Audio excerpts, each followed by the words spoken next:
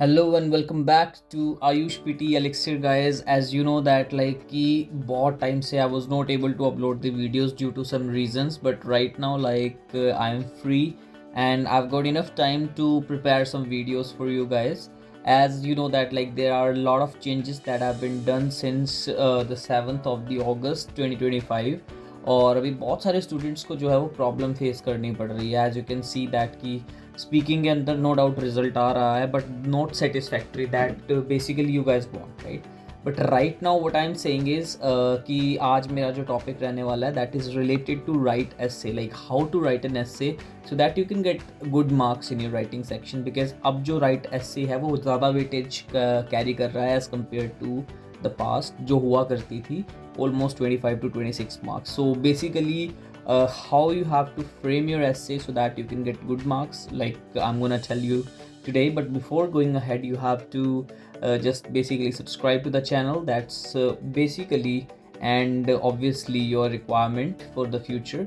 And in order to get the updates, kindly click on the bell icon as well so that आप कोई भी update miss ना करें. और चलिए चलते हैं अपनी वीडियो की तरफ and let's tighten your belts guys because I am going to tell you know that technique that will definitely work in your exam.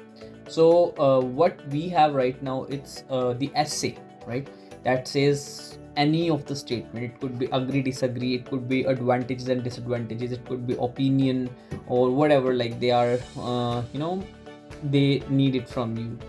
So right now I can see there is an essay that says artificial intelligence is good in the teaching field. To what extent do you agree with this? And before going ahead, one more thing that I would like to share is कि आपको ज़रूरी नहीं है कि लोगों को लगता है कि टेम्पलेट्स नहीं चल रहे हैं. देखिए, टेम्पलेट्स आर जस्ट लाइक लंगड़े की लाठी, चलने में हेल्प करती है. तो you can take some help of those rebuttals and the lines that you guys have already. But right now what I should suggest कि आपको उसके अकॉर्डिंग अगर चलना है तो you have to add your points, right. So let me tell you today like कैसे आप अपने पॉइंट्स ऐड करेंगे सो दैट आप डेफिनेटली अच्छा स्कोर ले सकें. बट उससे पहले आपको एक टेक्निक जाननी पड़ेगी, that is 3-4-4-2. This is a basic technique guys that we have to take care. That is the introduction, body paragraph 1, body paragraph 2 and the conclusion. So in this video like that I'll not be taking that much time. मैं इसमें overall आपको बताऊंगा, but if you want to know deeper about that like you can ask me in the comment section so that मैं आपको एक एक line करके समझा सकूँ. But let me tell you the overall idea कि जो 3 लाइन्स होती है इंट्रोडक्शन के अंदर, they are basically the introductory sentences. That जो फर्स्ट वन हमारी लाइन होती है वो स्टार्ट होती है हमेशा एक जनरल आइडिया से. मतलब कोई भी जनरल स्टेटमेंट हो सकती है हमारी, जैसे आप कोई भी ऐसे स्टार्ट करते हैं. फॉर एग्जांपल यहीं पर है, आपको एक पॉइंट दिख रहा है यहाँ पर कि आर्टिफिशियल इंटेलिजेंस जो है वो अच्छी है टीचिंग फील्ड में. आप किस हद तक अग्री करते हो? तो आपने इसके अंदर आर्टिफिशियल इंटेलिजेंस को जो है वो जनरल स्टेटमेंट ऐड कर देना है कि आज के टाइम में आर्टिफिशियल इंटेलिजेंस मतलब बढ़ रही है, या वट जो आपके दिमाग में एक जनरल लाइन हो जो एस्से को डिफाइन ना करे. आपको सामने जो रीडर होगा उसको इंटेंशन ना मिले कि आप वही बात करना चाह रहे हैं एस्से से रिलेटेड, आपने जस्ट हिंट दिया है उसको, राइट. सेकंड जो लाइन होती है वो मोस्टली हमारी यहाँ पर आती है आइल्स के अकॉर्डिंग या कोई भी एकेडमिक एसेस आप लिख रहे हैं. That is your thesis statement. And what does it mean? Thesis statement का मतलब होता है कि आपको अब व्यूज़ देने हैं कि किस चीज़ के ऊपर बात चलने वाली है. लाइक कुछ लोग मानते हैं कि आर्टिफिशियल इंटेलिजेंस अच्छी है टीचिंग फील्ड में और कुछ मानते हैं कि नहीं है. तो दोनों के views, because every coin has its 2 sides और every sword is with its like 2 edges, और जो भी आप ईडियम यूज़ करते हैं उसके लिए. तो right now I am telling you कि आपको दोनों पॉइंट्स यहाँ पर मेंशन करने हैं कि कुछ लोग ऐसा सोचते हैं, कुछ ऐसा जो आपके टेम्पलेट्स में ऑलरेडी है, आप चेक कर सकते हैं. और द थर्ड स्टेटमेंट आती है गाइस, वो आती है outline statement.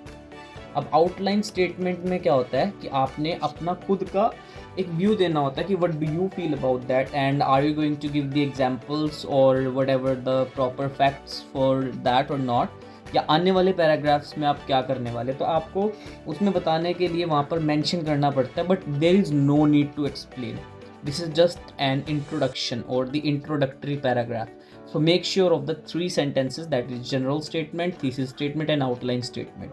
Then we have to go with the like the second one, that is the body paragraph, in which you can get to know a lot of things. जैसे कि अब यहाँ पर बॉडी पैराग्राफ्स के अंदर हमारे पास 4 lines आती हैं, जिसमें सबसे पहली लाइन जो होती है guys, that is the main idea. अब मेन आइडिया में आपको क्या होता है कि जो आप यहाँ पर पॉइंट बता रहे हैं, लेट्स से आप कहते हैं कि आर्टिफिशियल इंटेलिजेंस अच्छी है, तो अब आपने अपना पॉइंट यहाँ पर बताना है, क्योंकि वो सॉलिड पॉइंट होगा और सबसे पहले आता है. और उसके लिए आपने मेन आइडिया जो रखना है वो होगा आपका, जैसे कि आर्टिफिशियल इंटेलिजेंस कई लोग मानते हैं कि अच्छी होती है. अब क्यों मानते हैं, आपने वहाँ पर थोड़ा सा हिंट देना है कि artificial intelligence can help teachers to do their complete their work on time. जैसे कि मैं खुद एक टीचर हूँ, तो मेरे साथ भी ये चीज़ हुई है, मैंने स्कूल्स में भी पढ़ाया है कि मुझे फील होता था कि अगर मेरे पास आर्टिफिशियल इंटेलिजेंस नहीं है, कोई नोटिस प्रिपेयर करना है या कुछ भी, हालांकि मुझे आता है बनाना, बट वो ज़्यादा टाइम लेगा. तो आप यहाँ पर अपना पॉइंट मेंशन कर सकते हैं. और जो सेकंड लाइन होती है इसकी, वो होता है उसका सपोर्टिंग आइडिया. मतलब आपको उसको सपोर्ट करना है, note you have to add anything. आपको नया आइडिया ऐड नहीं करना है, आपको उसी को इन अदर वर्ड्स या दैट इज़ टू से करके कनेक्टर आता है, आप उसको यूज़ करके बता सकते हैं कि that is to say that, कि it can make the work easier for teachers so that they don't have to take extra time for any activity, या जो भी आपके पास सिंपल पॉइंट्स आ रहे हैं. देखिए, try to be with the point. There is no requirement कि आप उसको टफ लिखें या उसको हाई क्वालिटी वर्ड्स चाहिए. देखिए, आप बहुत हैवी वर्ड्स लिखेंगे तो रीडर जो है उसको वैसे ही समझ नहीं आने वाला, तो वो नंबर मिलेंगे ही नहीं. तो ट्राई कीजिए कि इजी लिखें, सिंपल लैंग्वेज में लिखें, ग्रामर और स्पेलिंग्स आपकी ठीक होनी चाहिए, बिकॉज दिस इज़ राइटिंग. तो राइटिंग में सबसे इंपॉर्टेंट वही होता है गाइस. आइडियाज़ में आपको आपके आइडियाज़ आपके पास ऑलरेडी भगवान जी ने एक बहुत बढ़िया ये जो दिया हुआ है, इसको यूज़ कीजिए. थर्ड जो आता है that is examples. Like you have to give some examples related to the point, not the topic. अब आप उसको कुछ भी example, like according to a survey या टू इलस्ट्रेट एन एग्जाम्पल, या a research was conducted by the esteemed university, जो भी है आप उसको वहाँ पर लिखेंगे. और जितना ऑथेंटिक होगा तो जायज़ सी बात है, बेस्ट होगा. तो आपने यहाँ पर एक एग्जाम्पल देना है, not examples, sorry. You have to explain like is there any evidence behind that or not. Then fourth point, it's your overall conclusion of that particular paragraph, not the whole conclusion.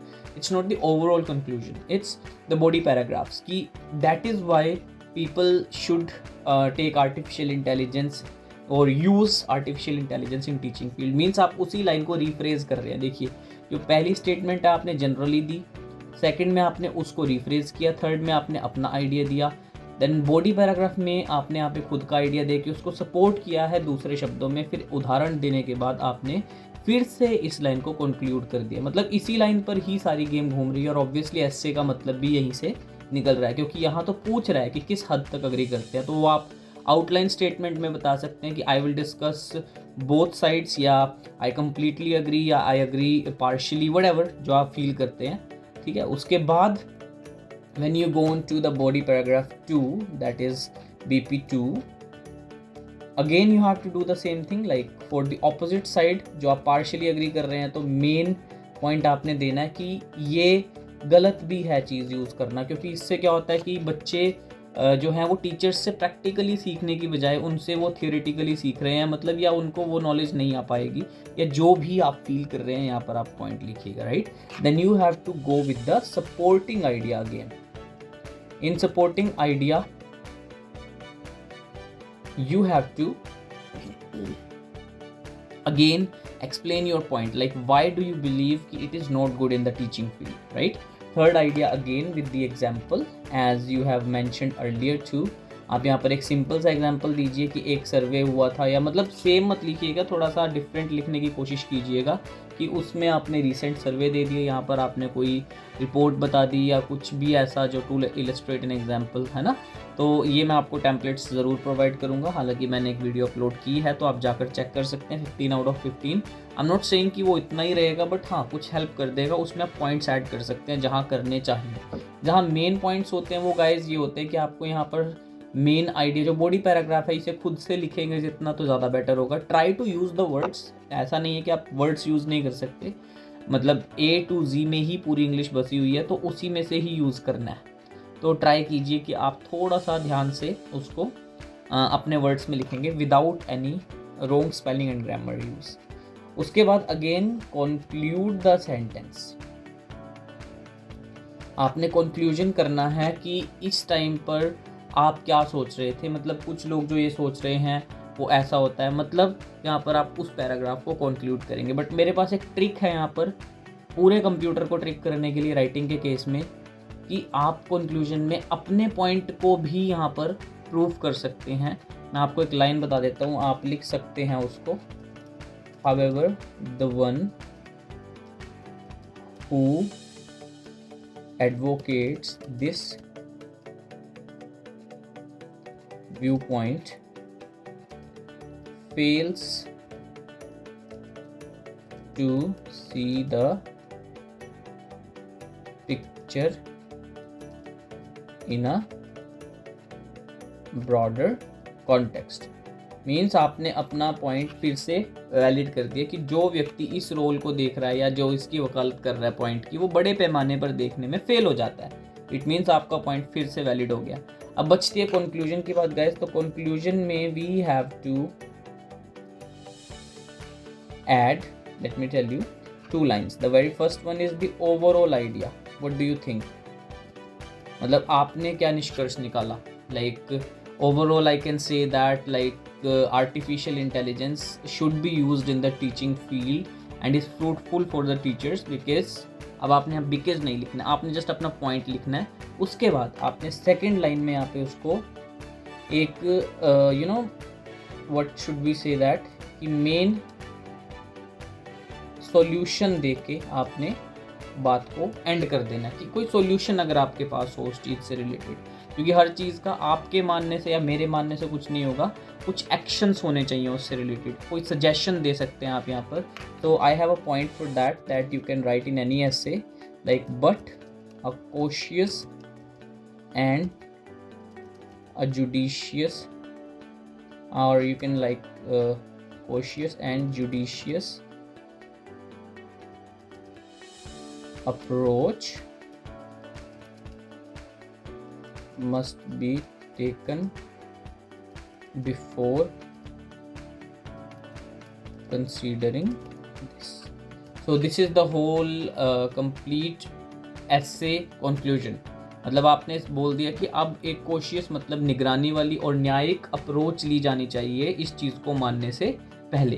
तो आपने मतलब एक solution भी दे दिया और बहुत ही प्यार से आपका ऐसे प्रिपेयर हो जाएगा इसने। हालांकि ये नहीं है ऐसी चीज़, बट उसमें आपको मेन जो लिखना है वो इस तरह से लिखना है। That is the structure that I am telling you. क्योंकि जो आज से आता है आपका वो पहले 15 मार्क्स का जो था उसमें भी वही चीज़ें हैं और 25 में बस उसकी मार्किंग थोड़ी बढ़ा दी है कि कंटेंट 3 मार्क्स की जगह 5 का कर दिया आपका। इस तरह से कुछ मार्किंग्स में चेंज आया। Otherwise content, vocabulary, grammar, spelling, general linguistic range, development, structure and coherence ये सब सिमिलर ही हैं। वही चीज़ आपको करनी है। तो ये डेवलपमेंट स्ट्रक्चर आ चुका है। कोहेरेंस आप खुद लाएंगे जब आप पॉइंट्स लिखेंगे। राइटिंग के अंदर आपका कंटेंट जो होगा वो आपको खुद डालना होगा। तो राइटिंग अच्छी होगी आपकी, आई मीन कंटेंट अच्छा होगा तो जाहिर सी बात है स्पेलिंग्स भी आपकी अच्छी ही होंगी।